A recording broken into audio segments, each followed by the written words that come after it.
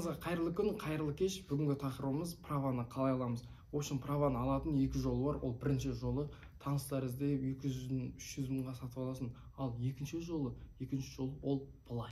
Ең бірінші өзіңіз тұрып жатқан район болсын, қала болсын, бір автошкола бар. Сол жақта оқып, как положено, бір өзі 2 ай барып қалмай, өзі 30 мың, әрі кетсе 40 мың шығар. Соны оқып, сол жерден сертификат алып, ол сертификат әр жерде әрқалай, бір жерде 1 жылға болса, екінші жерде 2 жылға жанында жарамдылығы бар. Сол сертификат, яғни 2 жылдың ішінде сіз тестті тапсыруыңыз керек, вождениені тапсырып, 2 жылдың ішінде сол сертификат арқылы праваны аласыз. Автошколаны бітіргеннен кейін, мені примерно сіздерге осындай сертификат береді. Бұл сертификат енді жаңағы типа қалай оқыды, қалай не істеді дейді. Мына жақта хорошо бәрі. Осындай ғой примерно. Бірінші беті, сосын бұлай ғой, короче. Осындай сертификатпен тапсыра бересіздер ғой. Сертификатты алғаннан кейін сіздер медосмотр өтесіздер. Медосмотр өтесіздер. Медосмотр өткеннен кейін сіздерде праваға уже жол ашық дей берсеңіздер болады. Ең бірінші сіздер тест тапсырасыздар. Ол тестті ПДТ тест бар. Сайттар өз жерде примерно болып жатыр ғой енді. Сол тестті тапсырасыздар, 4500 теңге сатып аласыздар. Категория жаңағы сертификатқа жазылған Б болса Б, С болса С, сол жерден таңдап өздеріңіз тестті тапсырасыздар. ПДД тест тапсырасыздар. Сол тестке енді плотно дайындалу керек. Өзі 1 айға 4500 теңге ма? Өзімнің бір лайфхак, егерде сіздердің достарыңыз, класстастарыңыз, туыстарыңыз тапсыратын болса, бәріңіз жиналып ақылдасып 4500 теңгеге бәріңіз бір 1000 теңгеден жинап, 500 теңгеден жинап, в общем, 4500 теңгені арзандатып 500 теңге сатып аласыздар ғой, шарит етіп ше. Сосын зато бір аккаунтпен 10 адам смело негізі тапсыра аласыздар. Тоқтамай дайындалған дұрыс негізі.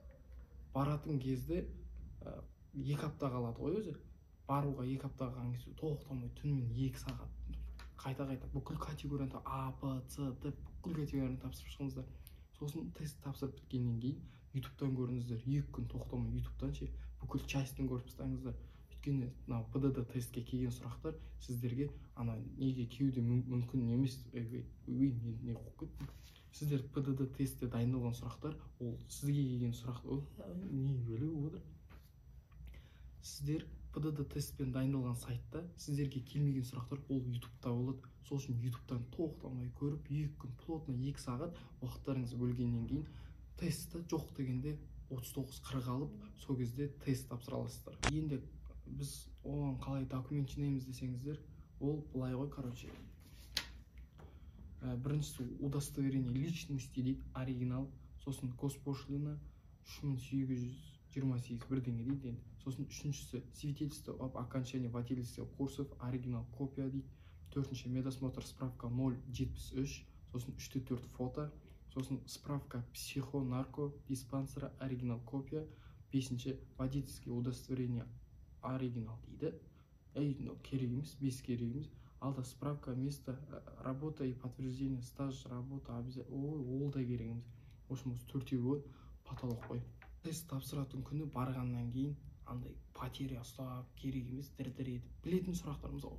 40 сұрақтың бір 20-сын плотно біліп тұрсыздар ма? 20-сын білетін, именно білетіне тық-тық белгілеп тастап, қалған 20-сында әлі сіздерде уақыт болады. Асықпай ойланыңыздар, прям отырып ойланып, 3 минут қалғанға дейін ойлана беріңіздер. Логично бәрі. Асықпай, самай қалған, тупить етпесеңіздер болды. Тесттен өткеннен кейін болды. Андай бір тесттен 10 рет өте алмаған, 15 рет өте алмаған. Сол өте алмай жүріп, 1 рет өткеткендегі ощущение, анау ощущение айтып жеткізе алмаймын. В общем, праваны алу негізі сатып алғанша өздеріңіз оқып алған дұрыс.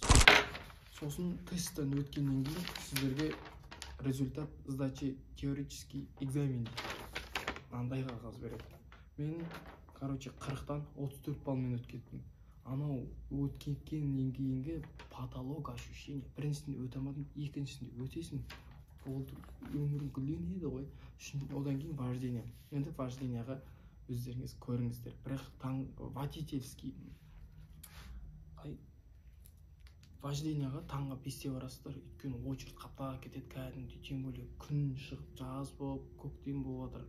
одан кейін очередь қаптайды, прям кәдімгідей ертерек тұрып дайындалмасаңыздар, механика болса механика, автомат болса автомат. Егер де өздеріңізге сенімсіз болсаңыздар, онда бір примерно 12-нің кезінде, 12 мен 3-тің арасында пробный тест болады неден, водительскийдан ше. Соны көріңіздер, әр кетсе бір 4-5 мың теңге ғой. Соны таныстар іздеп 200-300 мың теңгеге праваны ашып, өздеріңіз оқып, спокойно праваны алып бүйтіп жүрмейсіздер ма? Ал сәттілік.